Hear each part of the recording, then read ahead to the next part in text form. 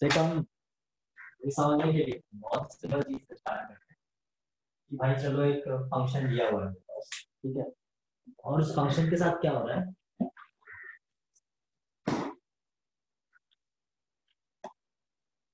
Sir आपकी आवाज अभी भी डिस्टॉर्टेड आ रही है। शायद दोपहर को लोग ज्यादा इंटरनेट यूज करते हैं, क्या करते हैं। इंटरनेट तो बहुत फास्ट चल रहा है, 1 Gbps बहुत फास्ट डाउनलोड होता है। अभी सही आ रही है क्या? हाँ। तो मान लो कि कोई तो फंक्शन है और मुझे बोला जाता है और मुझे कुछ पता ही नहीं है कि एरिया कैसे फाइंड करना है, एरिया अंडर करना, ठीक है। तो समझ में x इक्वल टू 0 से लेके x इक्वल टू 1 तक का एरिया फाइंड करना था, ठीक है। तो मैं क्या करूंगा, मैं ऐसे करना स्टार्ट करूंगा भाई चलो मुझे रेक्टेंगल का एरिया आता है, तो मैं बहुत सारे छोटे छोटे रेक्टेंगल बनाना स्टार्ट करूंगा, ठीक है।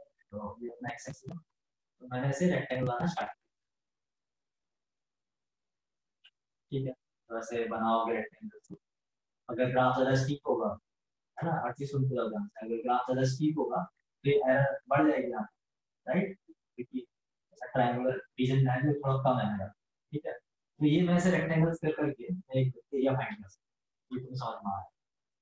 और मैं ऐसे भी कर सकता हूँ कि मैं अपर रेक्टेंगल लेना स्टार्ट करूँ, है ना, ऐसे वाले ऊपर वाले ये रेक्टेंगल, तो ये जा सकता है, ठीक है। इस तरह से ये रेक्टेंगल, ये रेक्टेंगल नीचे तक जा रहा है और समझने के लिए कि ओवरलैप हो रहा है, मैं करके छोड़ दे रहा हूँ, ठीक है। तो भाई जो x इक्वल टू 0 से लेके x इक्वल टू 1 तक का एरिया है, ठीक है, एक बंदा इसका इंटीग्रेशन आता है, वो क्या बोलेगा कि एरिया 0 से 1 है, इसको आता है, ठीक है, ये समझ में आ रहा है।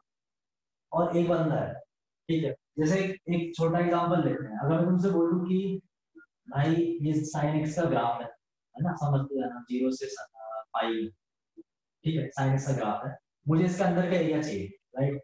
तो एक बंदा क्या कर सकता है, किसी तीन को काट देगा, ऐसा कुछ आप काट देगा, है ना।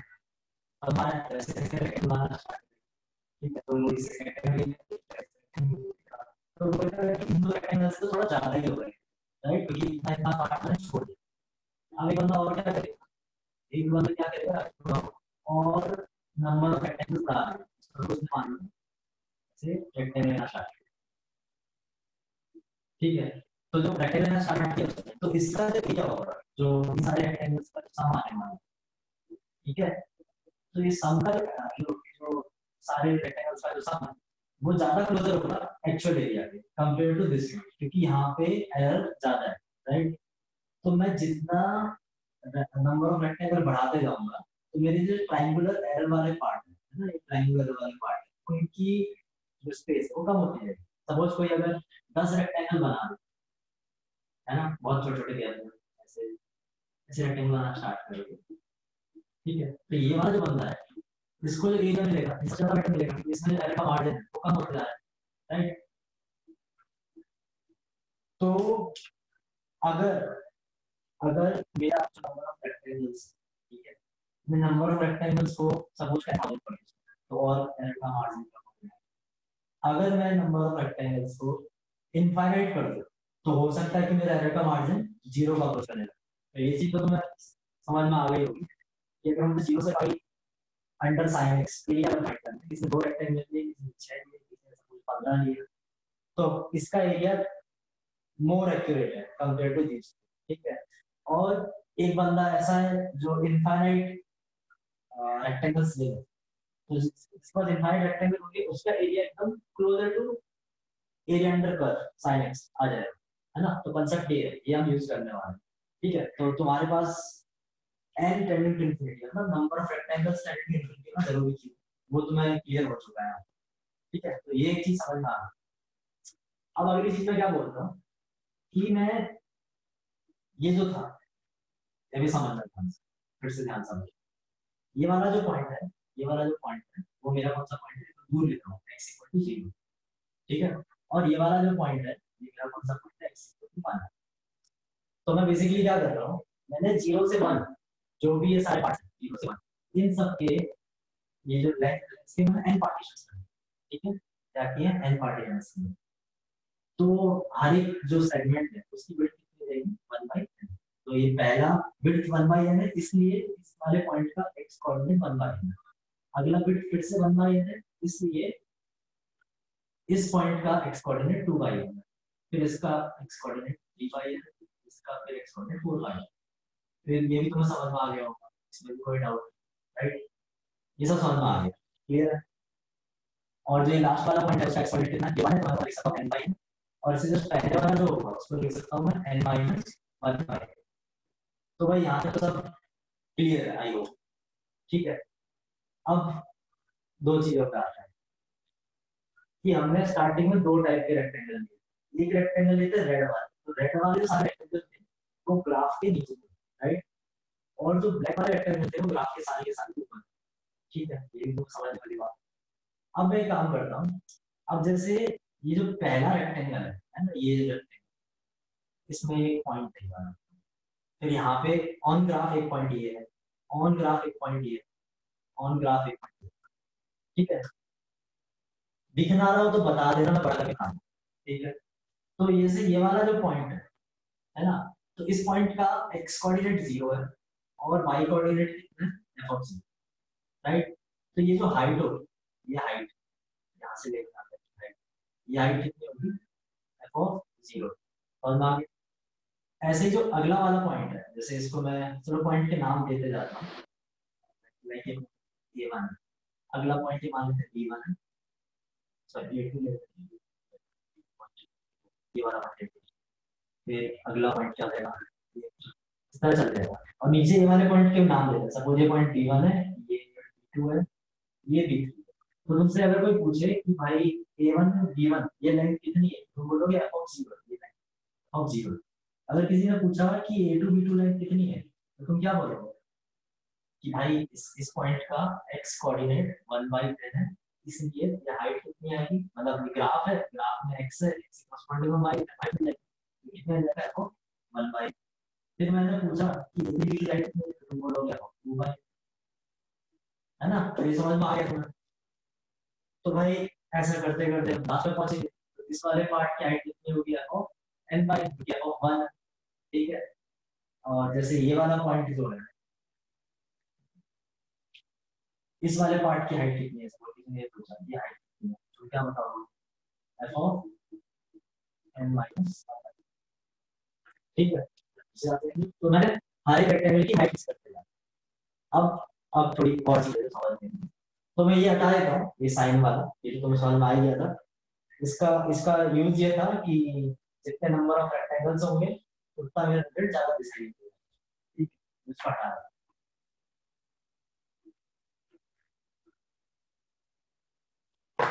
तो भाई जो मेरा एरिया ए है, ठीक है, तो मैं हर एक रेक्टेंगल की विड्थ कितनी आना है राइट, हर एक रेक्टेंगल की विड्थ कितनी आना है, तो मैं ऐसा लिख सकता हूँ ना, मेरा एरिया ए है, it is less than sum of all black rectangles greater than sum of red rectangles, ठीक है। ये आ रहा है समझ में। तो अभी क्या हो रहा है, अभी ये हो रहा है कि मैं सम ऑफ अगर रेड रेक्टेंगल देखता हूँ, है ना, तो क्या है, तो भाई ऐसा है, सम ऑफ रेड रेक्टेंगल है a1 b1 plus a2 b2 plus a3 b3, ठीक है।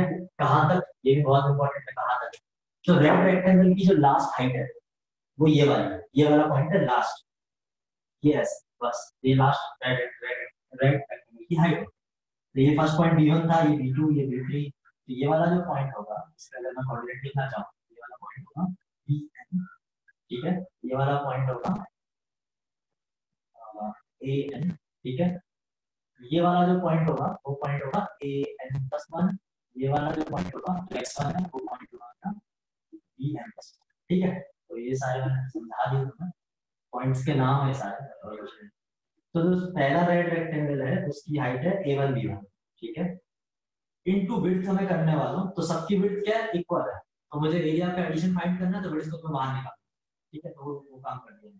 तो a1 b1 plus a2 b2 plus a3 b3 till an bn into 1/n, ठीक है, ये हो गया, समझ आ गया, is less then a and a is less than sum of all black rectangles.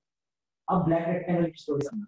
Black rectangle की जो पहली हाइट है ना, वो यहाँ से स्टार्ट होती है, यहाँ से स्टार्ट होती है b2 a2 से। लेकिन ब्लैक रेक्टेंगल में कैसे ले रहा हूँ, a1 से थोड़ा ऊपर जाके ले रहा हूँ, यहाँ से स्टार्ट हुई ये पॉइंट a1 था, इससे थोड़ा ऊपर, तो इसके लेवल पे है, तो इसके लेवल मतलब a2 b2 वाली हाइट है फर्स्ट, है ना, ऐसे ऐसे ऐसे। और तो फर्स्ट जो रेक्टेंगल यहाँ पे उसकी हाइट कितनी है, 2b2, फिर इधर कितनी है, a3 b3 and so on, an plus 1 n plus 1 into bit। ठीक है, अभी तुम्हें समझ में आ गया। तो ये चीज क्या है, a1 b1 क्या है, और 0 a2 b2 क्या है, और 1 by n, तो इसका ऐसा लिख सकता हूँ sigma f of r by n into 1 by n and r starts from 0 till n minus 1। ठीक है, तो ऐसा करने से तुम्हें सारे रेक्टेंगल कवर कर, ठीक है। और उधर क्या है, r 0 to n f of, sorry r कहां से स्टार्ट है, 1 से स्टार्ट है, लाइक 1 से n plus 1 f of r by n into 1। ठीक है, अब यहाँ तक तो कोई डाउट नहीं है, एक चीज हमेशा ट्रू है। अभी हमने ऐसा कमेंट नहीं किया कि n2 को अप्रोच कर रहा है, कि 3 को अप्रोच कर रहा है, 4 को अप्रोच कर रहा है, n कितना है मतलब अप्रोच कर रहा है, कि नंबर ऑफ रेक्टेंगल कितना है तो हमने सोचा नहीं।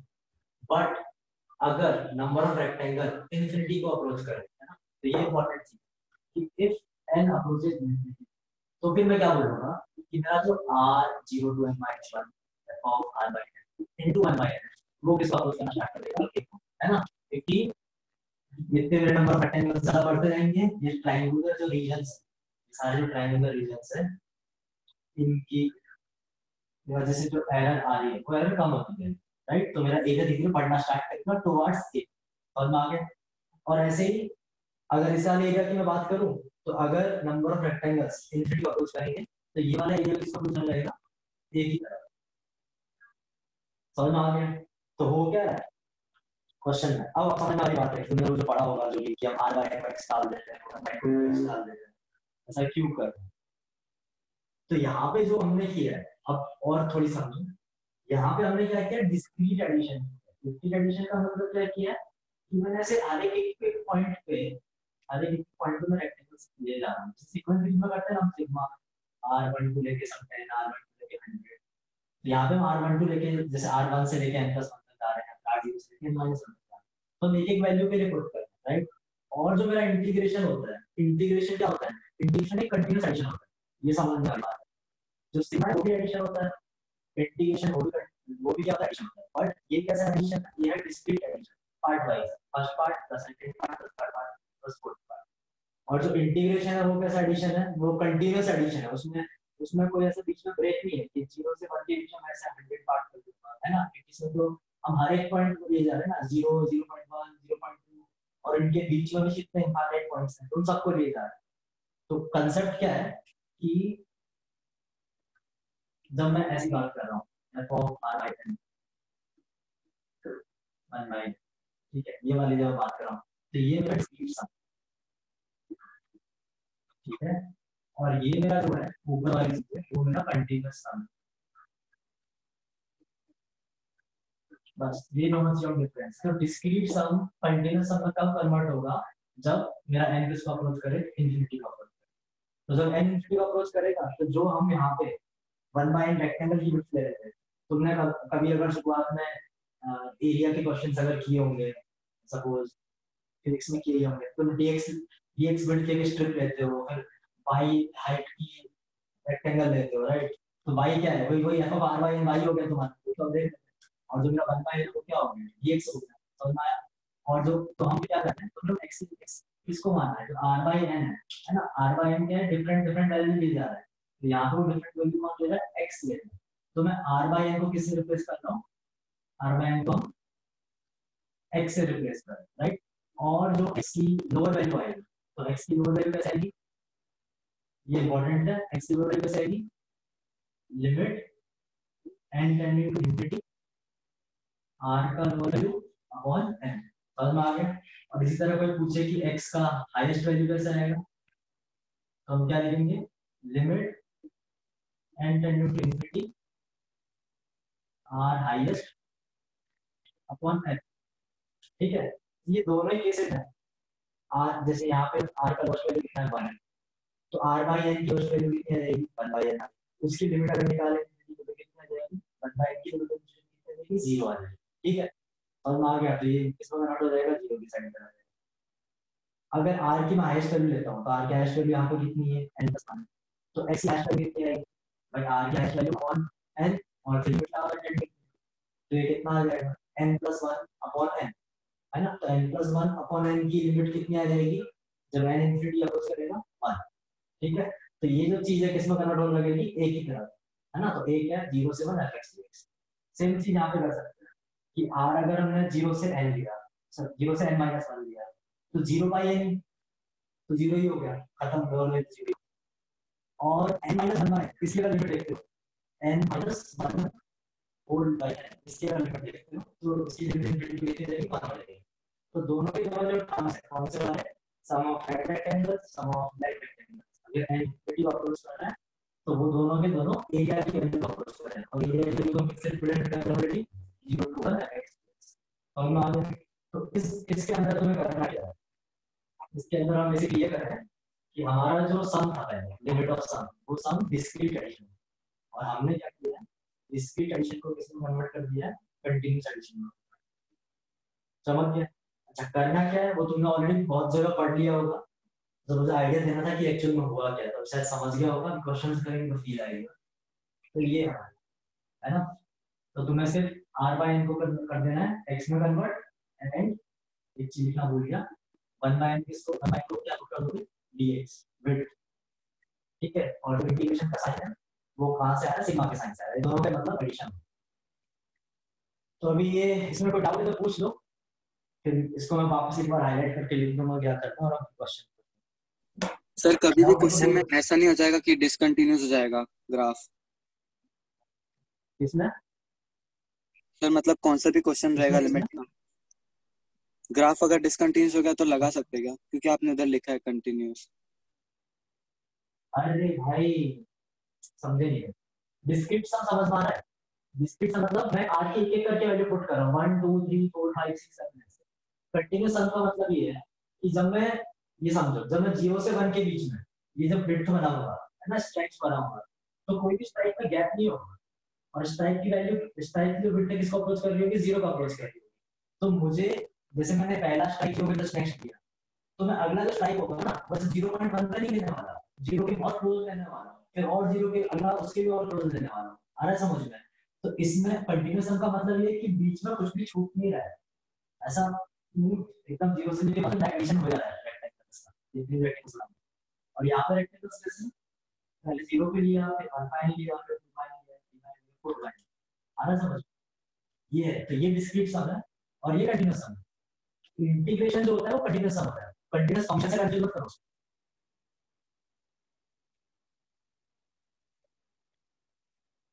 क्लियर होगा शायद अभी। और अगर ये क्लियर नहीं है तो कोई बात नहीं, डेफिनेट इंटीग्रेशन चैप्टर आएगा 3 4 महीने बाद, तो वापस पढ़ेंगे इसको। अभी इसको रिलेट करना लिखिए एक बार। सर हाँ सर बोलो। अगर कोई हाँ असिम्प्टोट आ रहा है बीच में एरिया में, हाँ तो फिर इंटीग्रेशन की प्रॉपर्टी होती है ना कि हम जहाँ पे अगर बीच में फंक्शन ब्रेक करना है तो हम इंटीग्रल को ब्रेक कर देते हैं, यहाँ से लेके यहाँ तक हो, यहाँ से लेके यहाँ तक, वो तो हो जाता है। अच्छा ठीक है। जैसे तुम अगर है ना वो तो एडिशन ब्रेक हो जाएगा फंक्शन के डोमेन के हिसाब से।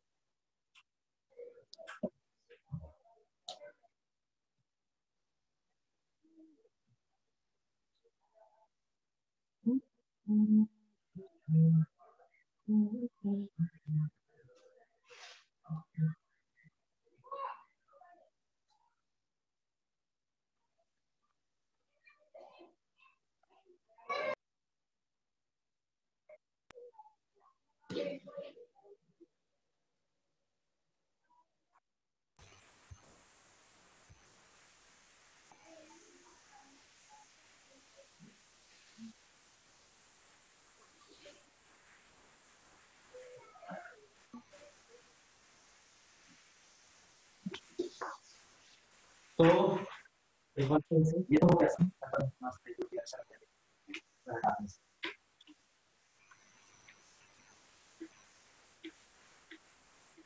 तुम्हें करना क्या है, बस क्या चीज आने वाली है, तुम्हें जरूरी नहीं है जीरो से बन दिया जाए, तुम्हें दे सकते हैं f of r by n into one by, ठीक है, और आर तुम्हें दे सकते हैं sum a n b n, ठीक है, ए एन से लेके बी एन तक, और लिमिट लिखा होगा यहाँ पे एन टेंड टू, ठीक है। तो तुम्हें इसको किसके इक्वल लिख सकते हो, इसको लिख सकते हो a to b f x d. तो हुआ क्या है, हमने ये डिस्क्रीट एडिशन था, इसको कन्वर्ट किया किसके अंदर, कंटीन्यूअस एडिशन में, ठीक है। मतलब ऐसा नहीं कि हम सिर्फ साइन लिखते हैं, मीनिंग समझ में आ गया होगा क्या हुआ है, जैसे ये सीक्वेंसली वाला एडिशन का परिणाम है, और यहाँ पे हम लगातार ऐड कर रहे हैं, ठीक है। और आर बाय एन को हमने किससे रिप्लेस किया है, एक्स, इट टेंड्स टू नहीं, कन्वर्ट है, ठीक है। आर बाय एन को किससे रिप्लेस कर रहे हैं हम, एक्स से, और वन बाय एन को किससे रिप्लेस कर रहे हैं, डीएक्स। और जब हम आर बाय एन को एक्स से रिप्लेस कर रहे हैं तो क्या हो रहा है, जो आर की लोअर लिमिट, यहाँ पे आर की लोअर लिमिट एक्स की लोअर लिमिट क्या है, तुमको अगर आर की लोअर लिमिट पानी है ए एन बाई एन, है ना, तो ए आ जाएगी। ऐसे अगर एक्स की अपर लिमिट पूछी है तो क्या आ जाएगा, आर की अपर लिमिट बाई एन, ए भी आ जाएगा। या फिर अगर कोई एक्स्ट्रा कुछ चीज उनकी लिमिट आगे सॉल्व कर लेंगे, ठीक है, जैसे एन इसकी लिमिट आ जाएगी ए2, तो ये वाला पार्ट इंपॉर्टेंट है, ये तो नहीं है ना, ये क्वेश्चन करने के लिए इंपॉर्टेंट है अपने पास, ये फटाफट लिख लो, फिर हम क्वेश्चन करते हैं, क्वेश्चन लिखते हैं।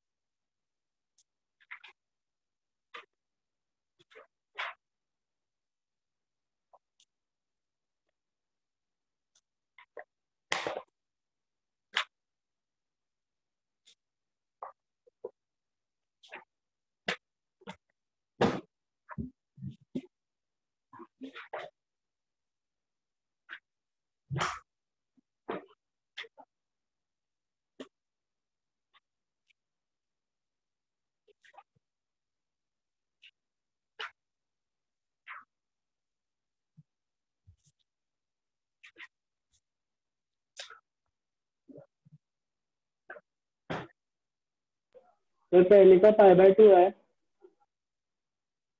हाँ π/2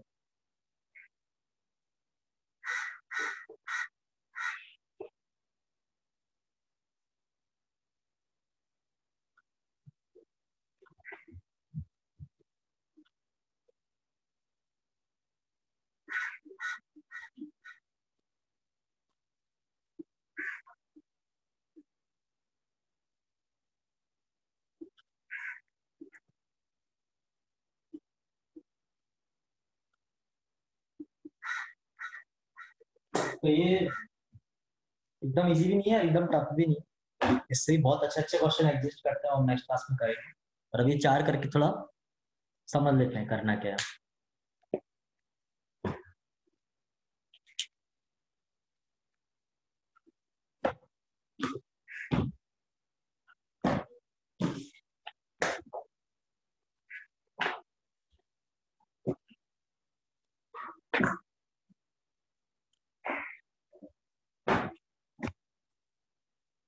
तो सेकंड n/n+1 है।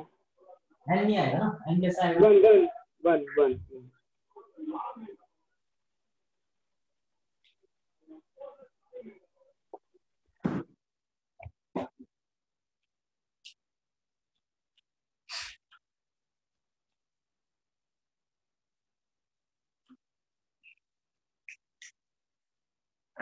तो लिखिए होगा। फर्स्ट मैं एक्सप्लेन करता हूँ, समझ सकते हैं, बहुत आसान है। तो फर्स्ट क्वेश्चन का सॉल्यूशन क्या लिखा था? फर्स्ट क्वेश्चन को ऐसे लिख सकते हो, equal to limit n tend to infinity. उसको सिग्मा के फॉर्म में लिखते हैं, पहला काम है सिग्मा के फॉर्म में। जैसे सिग्मा के फॉर्म में लिखते हो, ये है n² - r², है ना? वही है, जैसे r को 0 डालोगे पहला टर्म आ जाएगा, r को 1 डालोगे सेकंड आ जाएगा, पूरा थर्ड आ जाएगा, है ना? चलते रहेगा।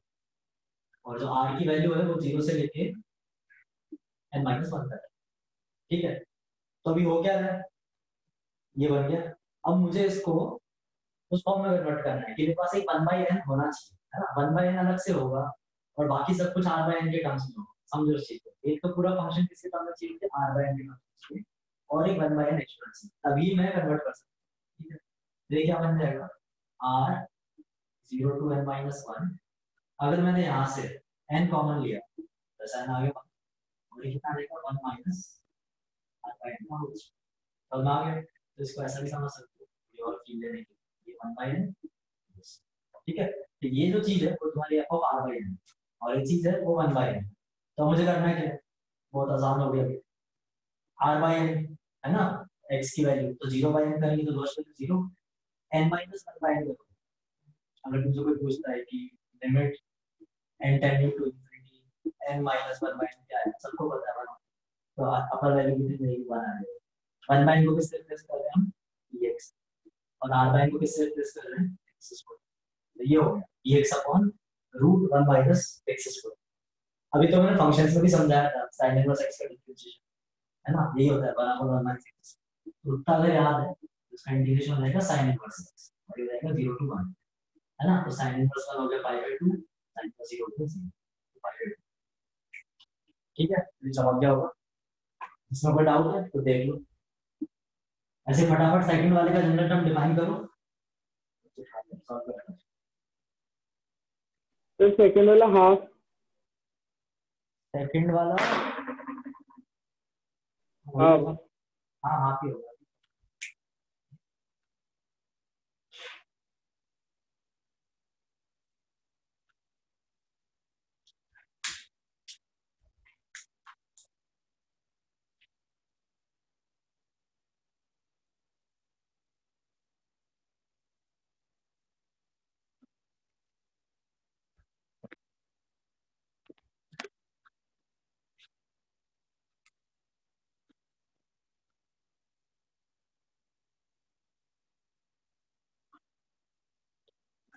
और तीसरा 2 है। हाँ 2 -2 प्लस होगा ना, सारे पॉजिटिव का एडिशन नेगेटिव कहाँ से आएगा?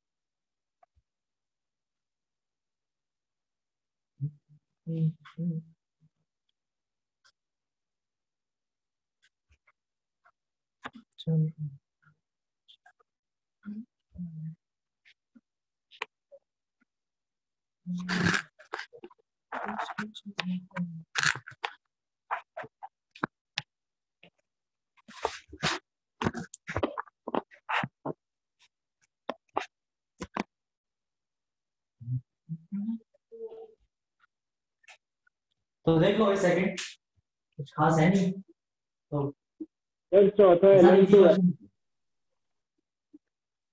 कितना है? LN2 2।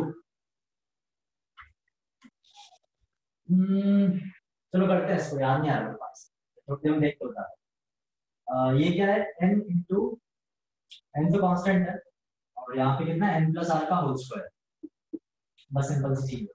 और r 1 से लेके n तक है ना, n प्लस 1 का होल स्क्वायर, n प्लस 2 का होल स्क्वायर, n प्लस 3 का होल स्क्वायर, फिर n प्लस n का होल स्क्वायर। तो मैं इसको क्या लिख सकता हूँ, this is r1 to n। मैं नीचे से एक ये कॉमन ले लेता हूँ, n स्क्वायर, इसके अंदर से बाहर निकालते हैं, यहाँ पे कितना आ जाएगा, 1/n। ठीक है, तो ऐसे लिखा जा सकता है बस। और n किसको अप्रोच कर रहा है, इंफिनिटी को, तो इसको कन्वर्ट करके क्या लिख सकते हैं, 0 to 1 dx upon 1 plus x का होल स्क्वायर, है ना। r बाय n को x पुट किया है, 1 बाय n को dx पुट किया है, तो हो जाएगा -1 upon 1 plus x limit 0 to 1। अब हम सॉल्व कर लेंगे इस तरह।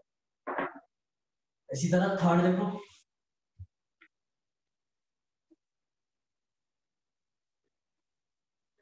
हो जाएगा शायद सॉल्व। थर्ड के लिए ऐसा limit n tending to infinity sigma 1/√n, और ये कितना है, ये है 1/√r, इस तरह का। ठीक है, तो और ये कहाँ से कहाँ है, r की वैल्यू 1 से लेके n तक, तो ये है, कर लेते हैं इसको सॉल्व। तो इसमें भी क्या चाहिए, इस r के मतलब क्या होना चाहिए, r/n चाहिए था, तो मैं इसको कन्वर्ट कर सकता हूँ इस तरीके से, r1 to n, यहाँ पे एक रूट n से मल्टीप्लाई करते हैं तो नीचे हो जाएगा, तो ऐसा हो जाएगा √r/n। ठीक है, तो जो √r/n है वो चीज क्या है, √x हो जाएगा, और 1/n क्या हो जाएगा, dx। तो n किसको अप्रोच कर रहा है, इंफिनिटी को, इसकी लिमिट है कि 0 से लेके 1। ये तो समझ में आ रहा होगा लिमिट कैसे हो रही है ना, r/n इंफिनिटी 0 या n/n इंफिनिटी 1 हो गया, तो ये जाएगा dx अपॉन √x। ठीक है, इसका इंटीग्रेशन √x आता है, 0 to 1 कर लेना इसको, खत्म। ठीक है, थर्ड तक हो गया, फोर्थ करते हैं, पहले थर्ड तक देख लो, कोई डाउट है फटाफट देख लो।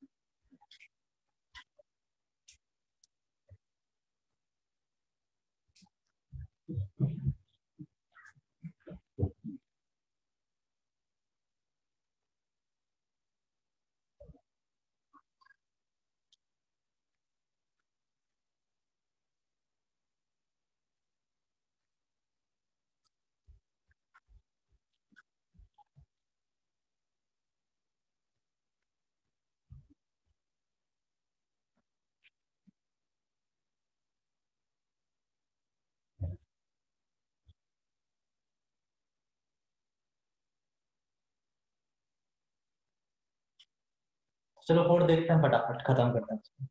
आई होप इसमें कोई डाउट होगा, डाउट समझना एक बार, फिर बात पूछ।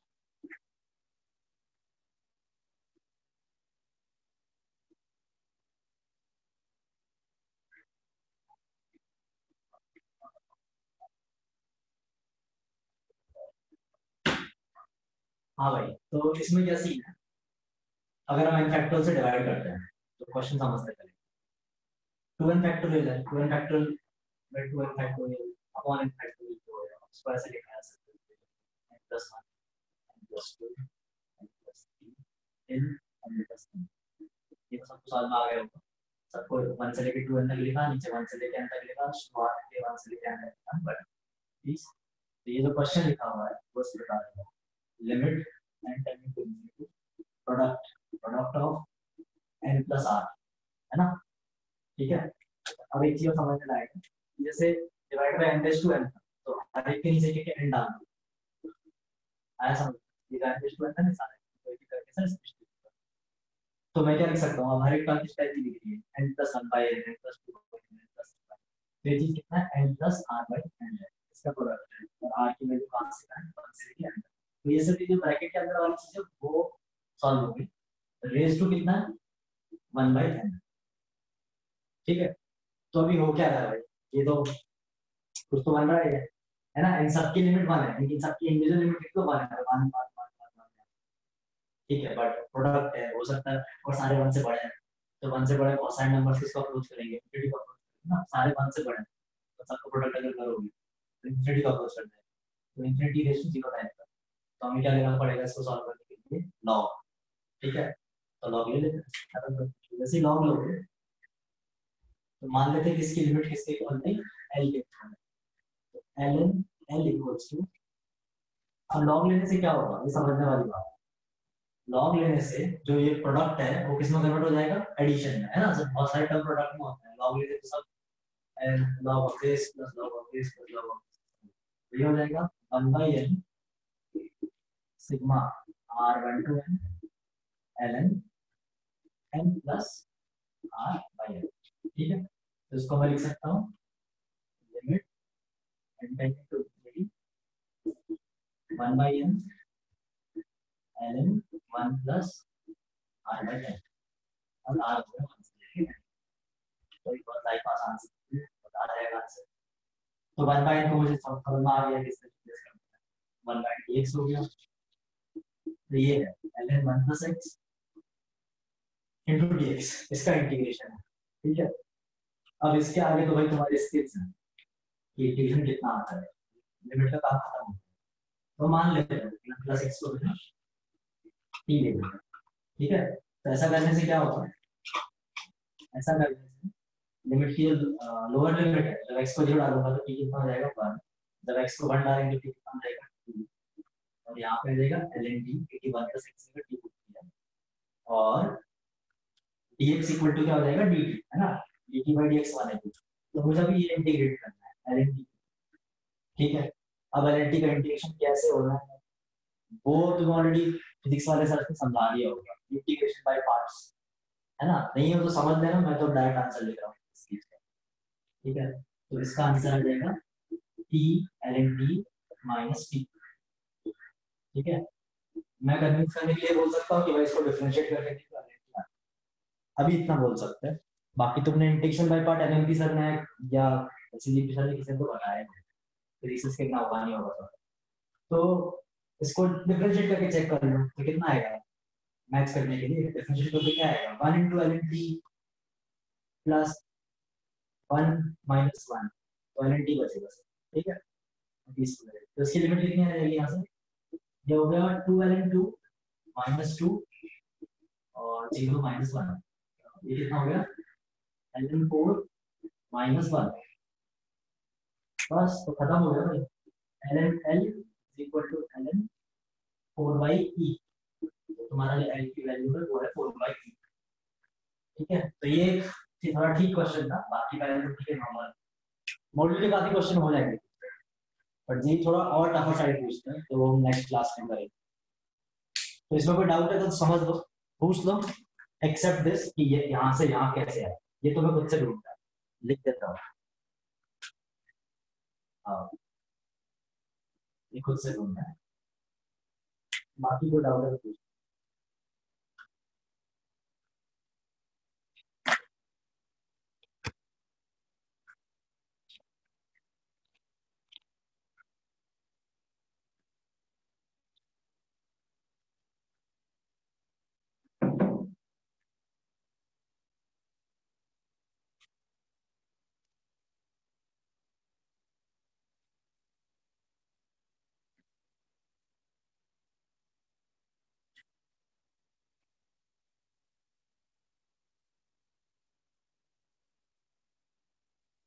कूल, कोई डाउट?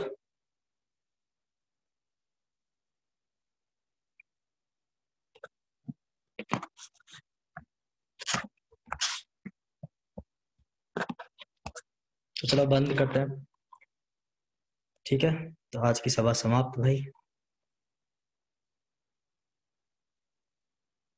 कोई डाउट तो व्हाट्सएप कर देना, इसमें ग्रुप पे डाल देना, ग्रुप पे डिस्कशन कर लेंगे। चलो बाय।